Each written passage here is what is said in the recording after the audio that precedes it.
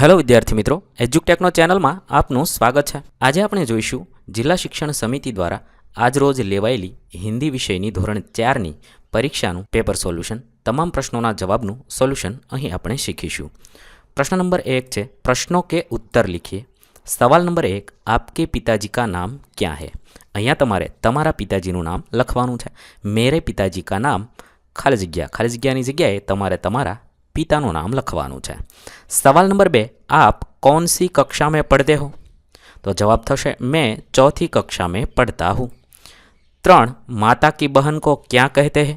जवाब थशे माता की बहन को मौसी कहते हैं। सवाल नंबर 4, बुढ़िया कहाँ रहती थी?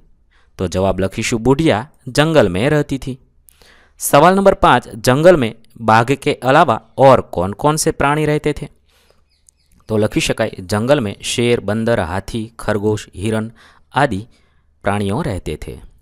प्रश्न नंबर 2, कोष्टक में से सही शब्द चुनकर रिक्त स्थान की पूर्ति कीजिए। कोष्टकनी अंदर आपेला शब्दों ने आधारे खाली जग्याओ पूर्ण करवानी है। सवाल नंबर 1, खाली जग्या नाम कपिल है, तो लखीशु मेरा नाम कपिल है। 2, खाली जग्या खेलना पसंद है, तो लखी शकाय मुझे खेलना पसंद है। 3, खाली जग्या पाठशाला बहुत अच्छी है, तो लखी शकाय मेरी पाठशाला बहुत अच्छी है। 4, खाली जग्या सुंदरपुर गांव में रहता हूँ, तो लखाय मैं सुंदरपुर गांव में रहता हूँ। 5, खाली जग्या दोस्त का नाम रमेश है, तो लखी शकाय मेरे दोस्त का नाम रमेश है। त्यारबाद प्रश्न नंबर 3, विकल्प चुनकर रिक्त स्थान की पूर्ति कीजिए। અહીં આપેલા વિકલ્પોને આધારે ખાલી જગ્યા પૂર્ણ કરવાની છે। 1, मैं क्रिकेट खाली जग्या तो रहा हूँ रहे है, साचो जवाब थशे मैं क्रिकेट खेल रहा हूँ। 2, यह कुत्ता है खाली जग्या पूंछ छोटी है, तो लिखी शकाय इसकी पूंछ छोटी है। 3, खाली जग्या लड़कियाँ है, तो ये लड़कियाँ है बहुवचन है एटले यहनी बदले ये लखीशू। 4, माली खाली जग्या करता है, तो माली क्या करता है। 5, झूल रही नीचे की खाली जग्या, तो जवाब थशे नीचे की धरती। त्यारबाद प्रश्न नंबर 4, शब्द का प्रयोग करके वाक्य लिखिए। અહીં આપેલા શબ્દોને આધારે વાક્ય બનાવવાના છે। મેં અહીં જે વાક્ય બનાવ્યા છે એ જ વાક્ય બનાવવા જરૂરી નથી, તમે તમને મનગમતા વાક્ય બનાવી શકો છો। 1, ચૂહા, તેના આધારે વાક્ય લખ્યું છે રાત को चूहा परेशान करता है। 2, दुकान, તેના આધારે વાક્ય બનાવ્યું છે दुकान में रामू चाचा बैठे हैं। 3, सिपाही, तेना आधारे वाक्य बनाव्युं छे सिपाही हमारी रक्षा करता है। 4, झटपट, तेना आधारे वाक्य बनाव्युं छे मैं झटपट तैयार हो गया। 5, तेना आधारे वाक्य बनाव्युं छे पानी, समुद्र का पानी गहरा है। આવી રીતે તમે આપેલા શબ્દોનો ઉપયોગ કરી વાક્ય બનાવશો। મેં જે વાક્ય બનાવ્યા છે એ જ વાક્ય બનાવવા જરૂરી નથી, તમે તમને મનગમતા વાક્ય બનાવી શકો છો। ત્યારબાદ પ્રશ્ન નંબર 5, ચિત્ર દેખકર 4 વાક્ય લખીએ। અહીં આપેલા ચિત્રને આધારે 4 वाक्य लखवाना है।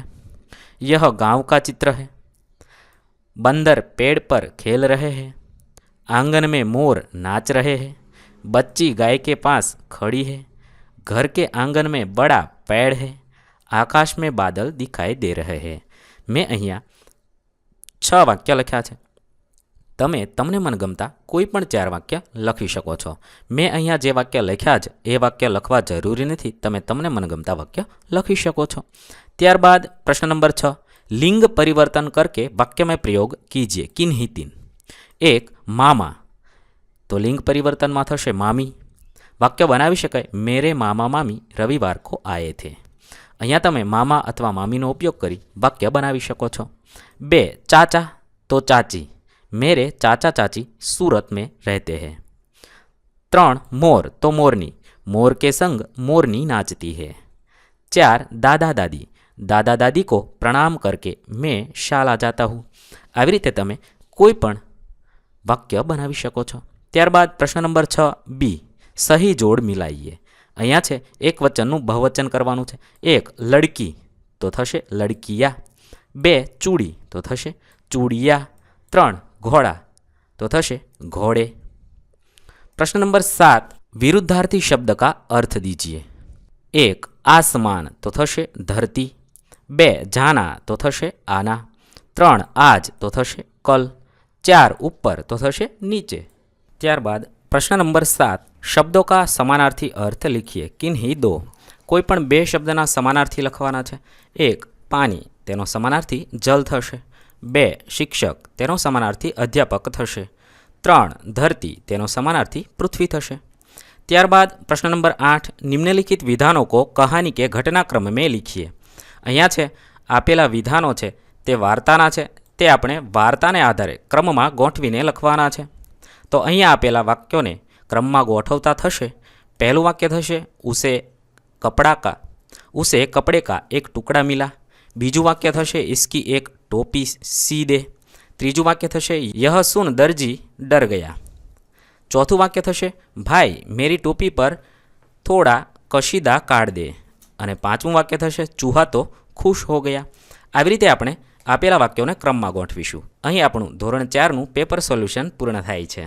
થેન્ક યુ દોસ્તો। એજ્યુકટેકનો ચેનલ તરફથી વિડીયો નિહાળવા બદલ આપનો આભાર। આવા બીજા વિડીયોઝ નિહાળવા માટે અમારી યુટ્યુબ ચેનલ એજ્યુકટેકનો અત્યારે જ સબસ્ક્રાઇબ કરો। આભાર દોસ્તો।